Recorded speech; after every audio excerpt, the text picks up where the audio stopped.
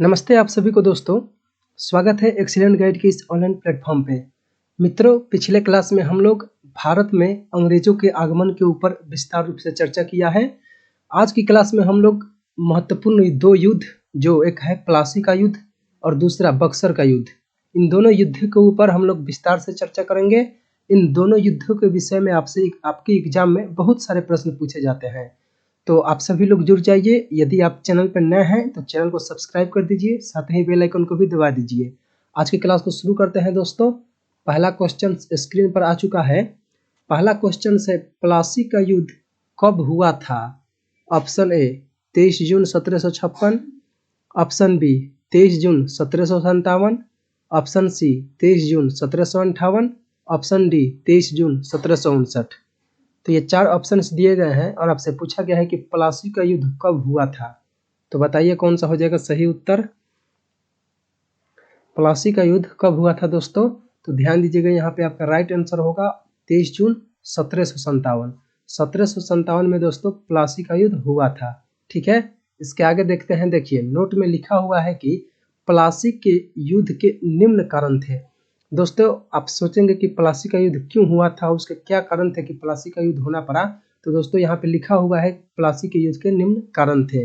पहला कारण देखिए, नवाब द्वारा अंग्रेजी कंपनी के अधिकारों में कटौती करना। ठीक है।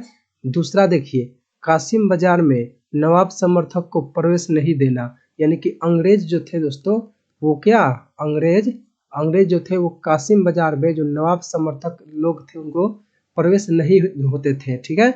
कोलकाता में फोर्ट विलियम की किलेबंदी, यानी कि दोस्तों कोलकाता जो शहर था वहाँ पे अंग्रेज थे, तो उस कोलकाता में जो फोर्ट विलियम थी उसके किलेबंदी किए थे, ये भी एक कारण था। चौथा कारण, नवाब को भेंट देना बंद किया। पांचवा कारण, फोर्ट विलियम में विद्रोहियों को शरण देना, यानी जो फोर्ट विलियम थे उसमें नवाब के जो विद्रोही थे उसको शरण भी दिया जाता था।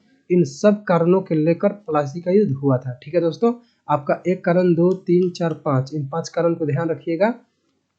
इसके आगे देखते हैं। नोट में देखिए क्या क्या बताया हुआ है। प्लासी का युद्ध, एक तो सिराजुद्दौला, और सिराजुद्दौला के साथ देखिए मीर मदन और मोहन सिंह थे, यानी कि प्लासी का युद्ध सिराजुद्दौला और अंग्रेज के बीच हुआ था।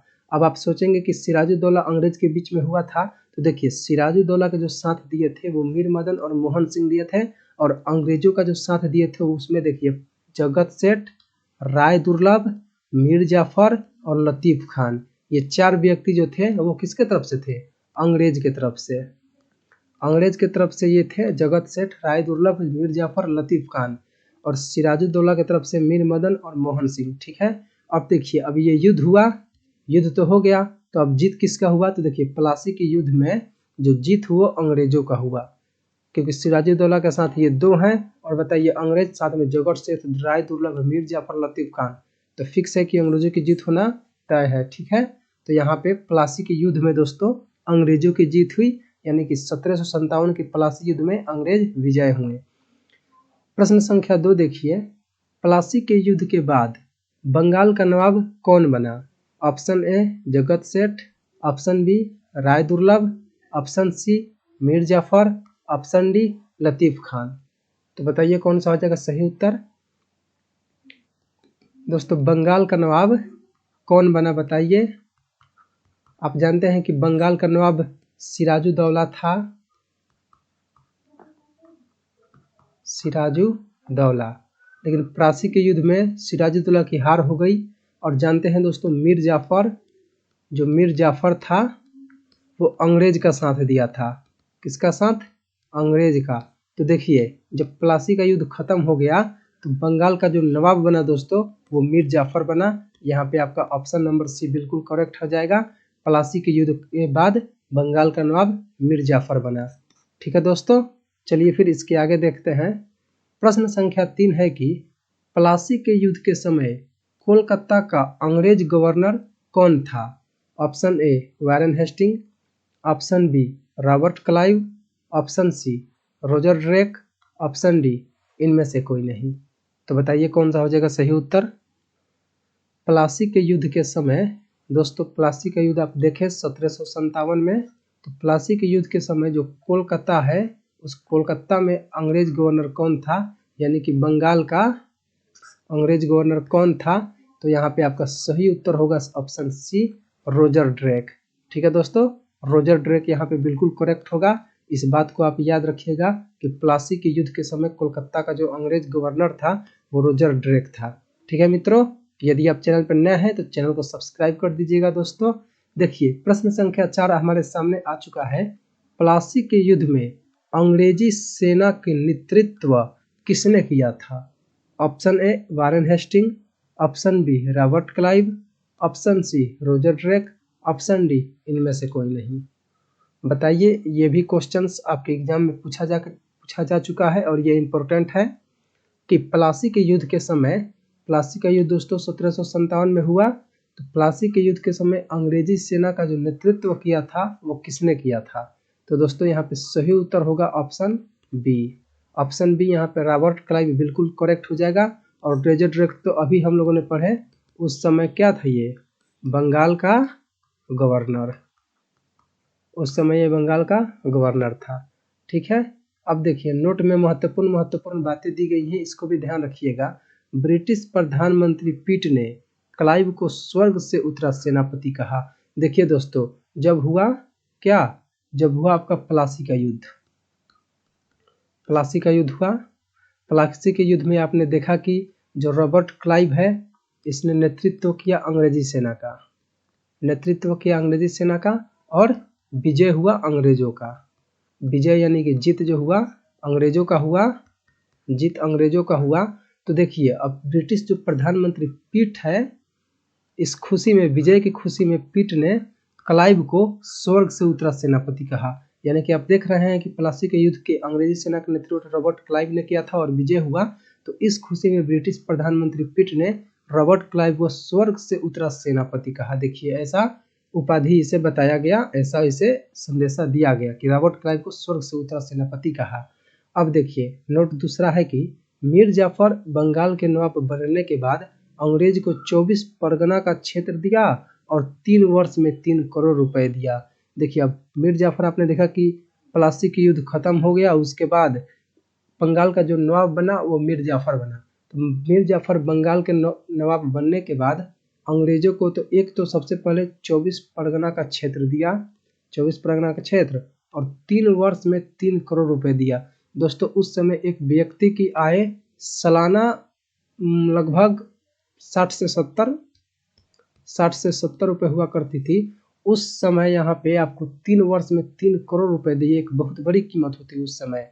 तो ये 3 वर्ष में 3 करोड़ रुपए दिया किसने? मीर जाफर ने अंग्रेजों को। ठीक है, अब देखिए यहाँ पे मेल्सन का एक कथन है, मेल्सन का एक कथन है, जितना लूट सको उतना लूट लो और मीर जाफर को सोने की बोरी के समान मानो। जितना लूट सको लूट लो और मीर जाफर को सोने की बोरी के समान मानो, ऐसा कहा था मेल्सन ने। मेल्सन एक अंग्रेजी था, अंग्रेजों की तरफ से था। तो ये मेल्सन का कथन है कि जितना लूट सको उतना लूट लो, मीर जाफर को सोने की बोरी के समान मानो।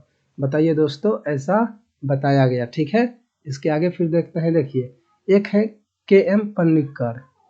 के.एम. पन्निकर का कथन है, मीर जाफर और बंगाल के धनी व्यक्तियों ने सिराजुद्दौला को अंग्रेजों को बेच दिया।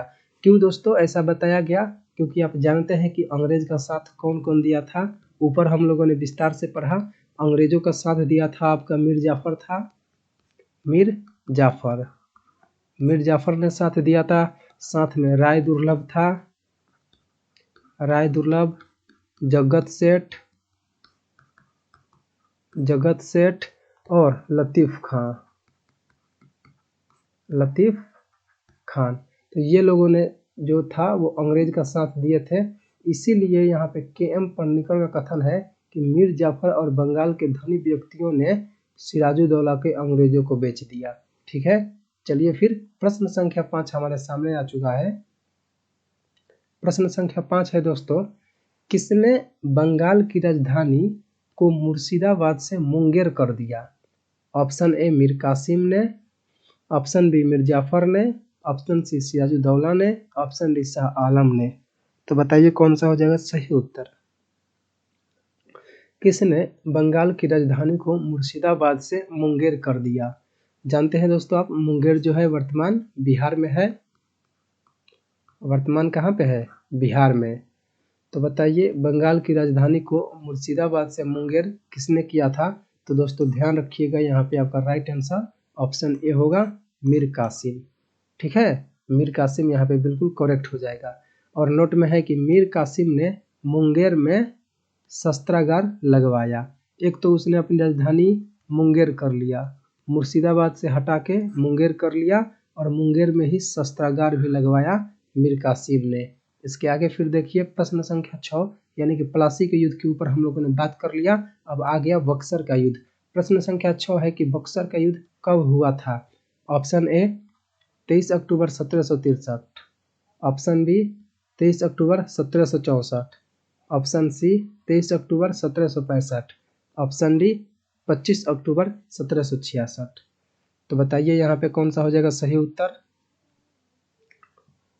बक्सर का युद्ध कब हुआ था आपको बताना है दोस्तों। तो जी यहाँ पे बिल्कुल, यहाँ पे आपका सही उत्तर होगा ऑप्शन बी 23 अक्टूबर 1764। ठीक है दोस्तों, 23 अक्टूबर 1764 को बक्सर का युद्ध हुआ था। बक्सर का युद्ध, और बक्सर दोस्तों वर्तमान बिहार में है। वर्तमान कहाँ पे है? वर्तमान बिहार में है। ठीक है, अब देखिए नोट में महत्वपूर्ण बातें दी गई है, इसको भी ध्यान रखिएगा।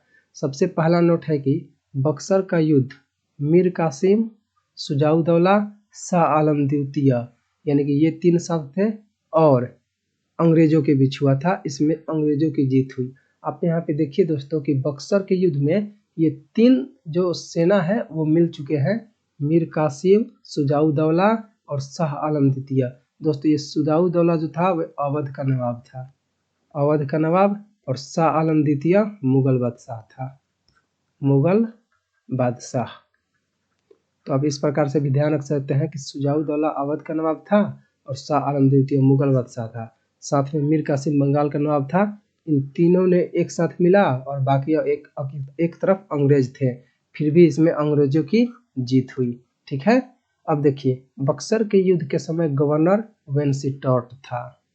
बक्सर का जब युद्ध हुआ दोस्तों, उस समय जो गवर्नर था वो वेंसिटॉर्ट था। अब देखिए यहाँ पे विंसेंट स्मिथ का कथन क्या है। विंसेंट स्मिथ यहाँ पे बोल रहा है कि प्लासी के अधूरे कार्य को बक्सर के युद्ध ने पूरा किया, यानी कि प्लासी के अधूरे कार्य को बक्सर के युद्ध ने पूरा किया। यह कथन है विंसेंट स्मिथ का कथन। इस बात को आप नोट कर लीजिएगा। विंसेंट स्मिथ कह रहा है कि प्लासी के अधूरे कार्य को बक्सर के युद्ध ने पूरा किया, ऐसा बोल रहा है कौन? Vincent Smith. ठीक है दोस्तों, चलिए फिर इसके आगे बढ़ते हैं। देखिए यहाँ पे है कि बक्सर के युद्ध के समय बंगाल का नवाब दोस्तों मीर जाफर था। ठीक है, बक्सर के युद्ध के समय बंगाल का जो नवाब था वो मीर जाफर था। इस बात को ध्यान रखिएगा। मीर कासिम ने युद्ध में भाग लिया था। मीर कासिम दोस्तों युद्ध किया था, लेकिन उस समय बंगाल का जो नवाब था वो मीर जाफर ही था। यानी कि 1700, एक तो 1767, 1700 ये कितना 57 से 60 तक रहा था। उसके बाद 1760 से 63 तक मीर कासिम रहा था, लेकिन फिर बाद में मीर जाफर को भी बंगाल का नवाब बनाया गया था। तो इसी के समय युद्ध हुआ था बंगाल बक्सर का युद्ध। ठीक है दोस्तों, अब देखिए बंगाल का जो अंतिम नवाब आपसे पूछा जाए तो वो आपका मुबारकदौला, मुबारकदौला बंगाल का अंतिम नवाब था। ठीक है दोस्तों, चलिए फिर इसके आगे देखते हैं। प्रश्न संख्या 7 हमारे सामने है। बक्सर के युद्ध में अंग्रेजी सेना का नेतृत्व किसने किया? Option A Robert Clive, option B Hector Munro, option C Warren Hastings, option D इनमें से कोई नहीं। तो बताइए कौन सा हो जाएगा सही उत्तर? बक्सर के युद्ध में अंग्रेजी सेना का नेतृत्व किसने किया? यहाँ पे दोस्तों इंपॉर्टेंट क्वेश्चन पूछा गया है, आप बताइए कौन सा हो जाएगा सही उत्तर? तो बिल्कुल दोस्तों यहाँ पे आपका राइट आंसर ऑप्शन बी होगा, हेक्टर मुनरो। हेक्टर मुनरो दोस्तों यहाँ पे राइट हो जाएगा। ठीक है ना, हेक्टर मुनरो। हेक्टर मुनरो ने अंग्रेजी सेना का नेतृत्व किया था। और प्लासी के युद्ध के समय प्लासी जो दोस्तों 1757 में हुआ था, उस समय जो अंग्रेजी सेना का नेतृत्व किया था अब रॉबर्ट क्लाइव था। तो प्रश्न संख्या 7 का राइट आंसर ऑप्शन बी होगा, हेक्टर मुनरो। इसके आगे देखिए नोट में महत्वपूर्ण बातें दी गई हैं, इसको भी ध्यान रखिएगा। देखिए इलाहाबाद की प्रथम संधि, जब आपका बक्सर का युद्ध समाप्त हुआ, बक्सर का युद्ध समाप्त हुआ तो संधियां दो ठो हुई थी, एक थी इलाहाबाद की प्रथम संधि और दूसरी थी इलाहाबाद की द्वितीय संधि। तो देखिए सबसे पहले हम लोग इलाहाबाद की प्रथम संधि के ऊपर बात करते हैं। ये हुई 12 अगस्त 1765 को, यानी कि इलाहाबाद की जो प्रथम संधि है वो 12 अगस्त 1765 को होती है। और यह जो हुई थी एक तो मुगल बादशाह शाह आलम द्वितीय के साथ अंग्रेजों ने की, यानी कि मुगल बादशाह शाह आलम द्वितीय और अंग्रेजों के बीच हुई इलाहाबाद की प्रथम संधि। इसमें क्या क्या तय किए गए, इसमें क्या किसको फायदा हुआ नुकसान हुआ, इसके ऊपर भी बात करते हैं। देखिए इसमें संधि द्वारा ये बातें कही गई कि बादशाह द्वारा बंगाल, बिहार व उड़ीसा के दीवानी अधिकार अंग्रेजों को दिए, यानी कि मुगल बादशाह शाह आलम द्वितीय ने बंगाल, बिहार व उड़ीसा के दीवानी अधिकार अंग्रेजों को दे दिया। और देखिए 26 लाख रुपया अंग्रेजों द्वारा बादशाह को दिए गए। तो ये भी दोस्तों जो 26 लाख रुपया है इसने क्या किया था, अवध के नवाब से, अवध के नवाब, अवध के नवाब कौन था, सुजाउद्दौला, अवध के नाम सुजाउद्दौला से 26 लाख रुपए लेके और इधर दे दिया मुगल बादशाह शाह आलम द्वितीय को। फिर देखिए प्रश्न अब 3 नंबर नोट, कारा व इलाहाबाद का क्षेत्र अवध से लेकर बादशाह शाह आलम द्वितीय को दिया। और चौथा है अंग्रेजों ने शाह आलम द्वितीय को बादशाह स्वीकार किया। ठीक है दोस्तों, तो यहाँ पे प्रथम संधि जो हुई थी इलाहाबाद की प्रथम संधि 12 अगस्त 1765 को, इसमें ये 4 बातें आपको ध्यान रखनी है। बादशाह द्वारा बंगाल, बिहार व उड़ीसा के दीवानी अधिकार अंग्रेजों को दिए, 26 लाख रुपया अंग्रेजों द्वारा बादशाह को दिए गए, कारा व इलाहाबाद का क्षेत्र अवध से लेकर बादशाह शाह आलम द्वितीय को दिए, अंग्रेजों ने शाह आलम द्वितीय को बादशाह स्वीकार किया। ये बातें आपको ध्यान रखनी है। चलिए फिर प्रथम संधि तो समझ लिए, अब इसी में इलाहाबाद की द्वितीय संधि को समझ लेते हैं, जो हुआ आपका 16 अगस्त 1765। एक तो हुआ 12 अगस्त को और दूसरा हुआ 16 अगस्त को, यानी 4 दिन बाद। ठीक है दोस्तों, 16 अगस्त को जो हुआ था वो इलाहाबाद की दूसरी संधि, और यह जो हुआ था वो अवध के नवाब सुजाउद्दौला के साथ अंग्रेजों ने की, यानी एक तरफ तो सुजाउद्दौला और दूसरी तरफ अंग्रेज। ठीक है दोस्तों, तो देखिए अब इसमें क्या क्या तय किया गया, देखिए क्या क्या बताया गया है। कारा व इलाहाबाद का क्षेत्र इससे लेकर शाह आलम द्वितीय के दिया, बिल्कुल दिया। अवध राज्य में अंग्रेजों को बिना कर दिए व्यापार करने की अनुमति, यानी कि अवध राज्य में अब अंग्रेज कर नहीं देंगे, बिना कर दिए व्यापार जो करेंगे। और काशी के जागीरदार पुनः उसकी जागीर, काशी के जागीरदार को पुनः उसकी जागीर वापस कर दी गई। यह जो हुआ था ये द्वितीय संधि, इलाहाबाद की द्वितीय संधि 16 अगस्त 1765 के द्वारा किया गया। प्रश्न संख्या 8 आपसे पूछा जाएगा कि मैसूर राज्य किससे स्वतंत्र होकर बना था। दोस्तों जो मैसूर राज्य था वो किससे स्वतंत्र होकर बना था। ऑप्शन ए विजयनगर साम्राज्य, ऑप्शन बी बहमनी साम्राज्य, option C Hyderabad, option D इनमें से कोई नहीं। तो देखिए यहाँ पे इंपॉर्टेंट क्वेश्चन है, मैसूर राज्य किससे स्वतंत्र होकर बना था। तो दोस्तों ध्यान रखिएगा विजयनगर, विजयनगर से दोस्तों ये जो मैसूर राज्य है ना ये स्वतंत्र हुआ था। ठीक है, देखिए प्रश्न संख्या नोट में बातें दी गई है। मैसूर की राजधानी श्रीरंगपट्टनम थी। जब ये स्वतंत्र हुआ मैसूर तो इसकी राजधानी श्रीरंगपट्टनम बनाई गई। और देखिए विजयनगर के अरबिंदु वंश के शासक वेंकट द्वितीय के समय मैसूर स्वतंत्र राज्य बना। मान लीजिए इस प्रकार से विजयनगर था, विजयनगर यहाँ पे कौन था, अरबिंदु वंश, अरबिंदु वंश, और उसमें भी शासक कौन था, वेंकट सेकंड। तो ये अरबिंदु वंश के वेंकट सेकंड के समय क्या हुआ, मैसूर की जो मैसूर था वो स्वतंत्र बन गया, यानी कि इधर मैसूर था तो वो स्वतंत्र बन गया, या अपना अलग क्षेत्र बना लिया। ठीक है, और इसकी राजधानी जो रख दिया वो श्रीरंगपट्टनम रख दिया। तो यही आपको बताया गया है। चलिए फिर प्रश्न संख्या 9 है, नंदराज की हत्या कर कौन मैसूर का शासक बना था। Option A Tipu Sultan, option B Hyder Ali, option C Shah Alam, option D इनमें से कोई नहीं। तो बताइए कौन सा हो जाएगा सही उत्तर। नंदराज की हत्या कर कौन मैसूर का शासक बना था आपसे पूछा गया है। तो देखिए दोस्तों जब क्या हुआ था कि विजयनगर साम्राज्य से मैसूर स्वतंत्र हुआ। मैसूर जब स्वतंत्र हुआ तो स्वतंत्र करने वाला था वाडियार वंश का चिक्का कृष्णराज सिंह। चिक्का दोस्तों कृष्णराज सिंह, इसी ने मैसूर को क्या किया, स्वतंत्र किया। मैसूर को स्वतंत्र कर लिया चिक्का कृष्णराज सिंह ने। अब देखिए जब चिक्का कृष्णराज सिंह ने स्वतंत्र किया तो इसका प्रधानमंत्री था नंदराज और वास्तविक सत्ता इसी के पास थी। जो नंदराज था दोस्तों, वास्तविक सत्ता इसी के पास थी। तो देखिए अब यहाँ पे वास्तविक सत्ता थी। तो ये जो हैदर अली है दोस्तों, अब देख रहे हैं हैदर अली, इसी हैदर अली ने इसको मार दिया, किसको, नंदराज की हत्या कर दिया और मैसूर का शासक खुद बन गया। ठीक है दोस्तों, इस प्रकार से अब मैसूर पर हैदर अली बैठ गया और लगभग 1761 से 1782 तक शासन किया किसने, मैसूर पर हैदर अली ने। तो दोस्तों ये समझ गए, उम्मीद करता हूँ कि ये आप बहुत अच्छे से समझ गए होंगे। इसके आगे हम लोग कल पढ़ेंगे मैसूर पर जो हैदर अली है, यहाँ से शुरुआत करेंगे। तो आज हम लोगों ने प्लासी के युद्ध और बक्सर के युद्ध को बहुत अच्छे से समाप्त कर लिया।